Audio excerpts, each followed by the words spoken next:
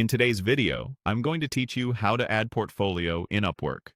By the end, you'll have a polished portfolio item live on your profile, ready to impress clients.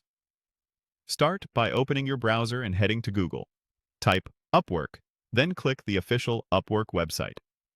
If you aren't already logged in, sign in to your account. Once you're in, look to the top right and click your profile picture or avatar. From the menu, choose your profile to open your public profile page. On your profile, scroll to the Portfolio section.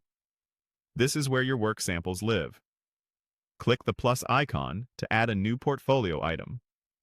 A form will open with the details you need to fill out. Begin with a clear, client-friendly project title.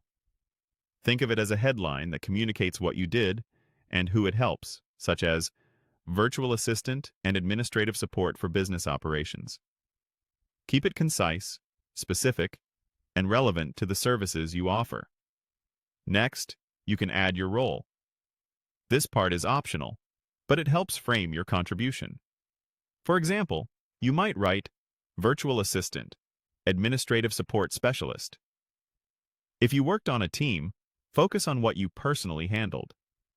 Move on to the project description. Write a brief summary of the client's goal, what you did, the tools or methods you used, and the outcome. Aim for a few short paragraphs. If you can, include measurable results to build credibility while keeping client details confidential. Add your skills and deliverables. Choose the skills clients search for and that accurately represent the work, such as administrative support, email and inbox management, or calendar and appointment scheduling. These tags help your profile show up in relevant searches. Now, enhance the item with media.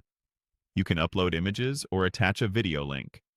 If you're adding a video hosted on a platform like YouTube, copy the video URL, return to the media section, paste the link, and click Add.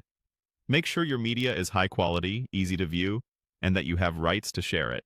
When the content looks good, click Next. Preview.